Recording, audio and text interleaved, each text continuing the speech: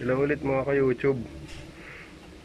Balang gagawin ko ngayon ay conversion ng electric throttle natin, electronic throttle sa mechanical. I-convert ko itong pinaka-throttle na to, magiging isang mechanical, yung parang throttle ng motor, yun ang gagamitin ko.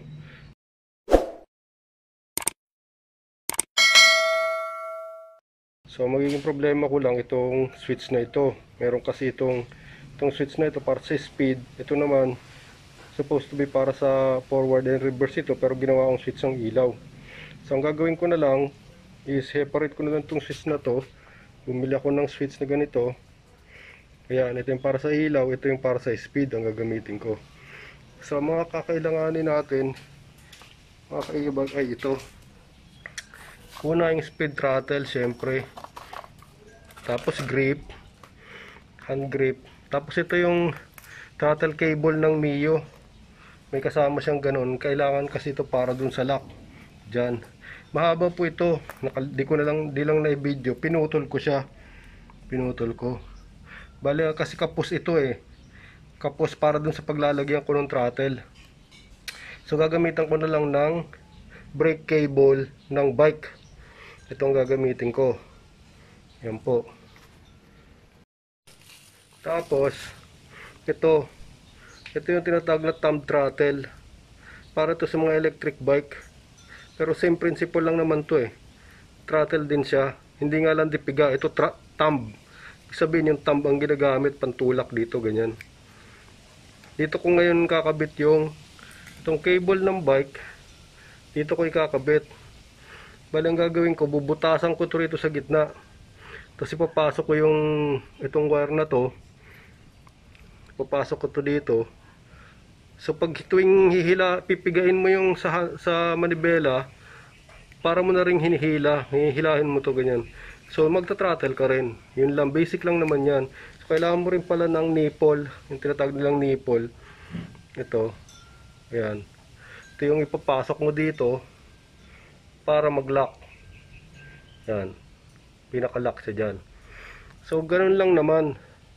Ang kailangan lang, mayroon kang paglalagyan. Yung paglalagyan mo nito na maluwag siya, tapos may hila. So bubutasan lang dito sa gitna. Pagpiga mo rin sa handle, hihilahin niya to. So magta-throttle ka rin. Parehas lang, basic lang. So yun sa akin, gagamitan ko siya nung pinaka stand. Ito, yung clip. So ipapasok ito dyan. Diyan, nakaganyan siya. Ito yung hahawak. Ito yung pinakahawak. Kinagamit itong para sa mga ilaw. Kinakabit ito sa side mirror. Pero sa akin kasi sa loob ko ilalagay. So babaguhin ko siguro. Lalagyan ko ng additional na butas dito para maikabit ko doon. So yan lang naman. Basic lang. Yan lang yung mga kailangan. Ang problema na lang is yung pagposisyon kung saan ikakabit. Okay? So, umpisahan ko muna. Silipin ko muna kung papasahan ko ikakabit yung sa akin. Napag-isipan ko na kaya lang diskarte na lang. Okay? Tuloy ko mamaya. So, ayan mga ka-e-bike. Ang binaplano ko, dito ko ilalagay yung throttle. So, dito siya nakalagay sa ilalim. Diyan. Ayan, sana nakikita nyo. Diyan siya, tapos ganyan, hihilahin. So bali ganyan yung posisyon niya sa ilalim. Diyan. Ganyan siya. Yan. Ganyan siya. Ganyan ang posisyon niya ron sa ilalim. Tapos dito yung pinakakable, yan. Hihigit siya. Pag hinila mo, ganyan siya. So gagawin ko lang is palulusutin ko yung cable dyan, lusot doon diretso sa manibela. Yan, bali dito lalabas yung kable. Ito lalabas yung kable o ganun. Tapos dyan. Yan. Tapos yung mga wire ng throttle koneksyonan ko na lang dun para sa gagamitin ko para dun sa ano, dyan sa switch. So diskarte muna ako ha, pakita ko ulit sa inyo. So bali ito na, ito yung cable, lumusot yan siya, ito yan siya dito, yan, ito yung cable yan, narugtong ko lang dun. So doon na yung throttle. Okay, so didiskartehan ko na lang kung paano ko ito kakabit dito. Ganyan, bali ganyan ang labas, yan siya. Tutornilyo ko ito dito, yan, tutornilyo ko siya dyan, ganyan.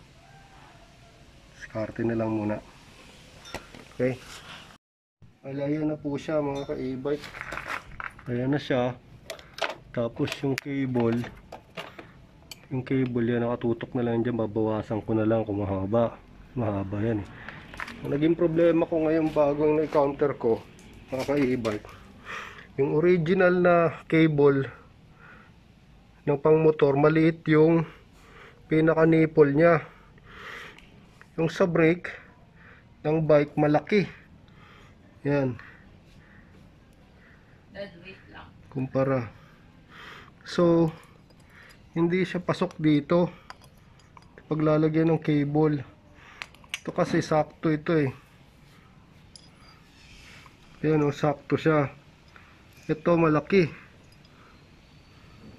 So either liliitan ko to para maging ganito sila, pareha sila kalaki, or lalakihan ko ito. Yan, para magkasya. So tingnan natin kung ano mas maganda solusyon. Mamaya ulit balik ako. So ayan, konting liha-liha, tiyaga-tiyaga lang kahit hindi bilog. Importante papasok na siya. Ito pinalakihan ko rin ng konti, bungad lang. So ngayon kasya na.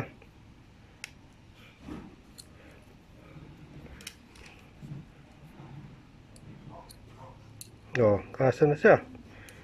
So okay na.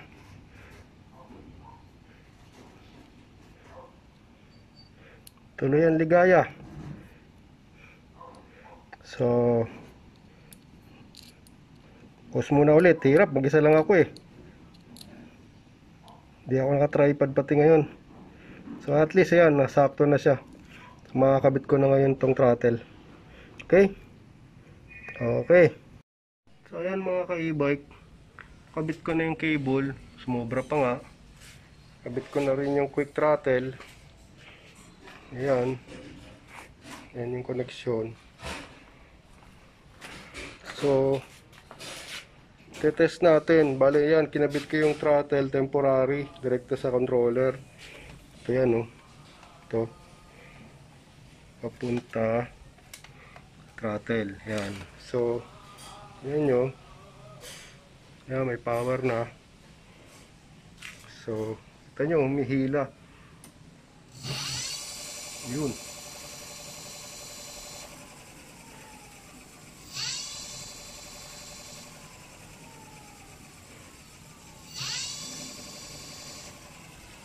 Kita nyo, yan. So yan o.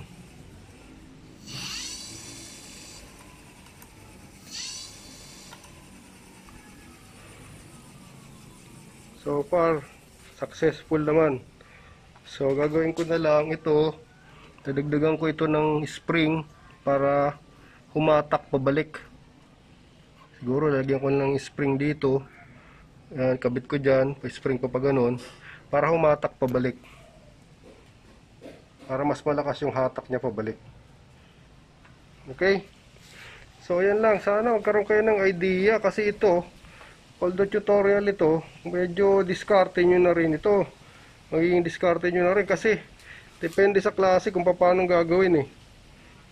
Okay, so yan lang. Pa-subscribe na lang ulit, saka like. Okay na yan, mabahala na po kayo. So, diskarte nyo na lang kung paano. Obserbahan ko muna ito, kung anong kalalabasan, at update ko kayo. Okay? Okay, salamat. God bless.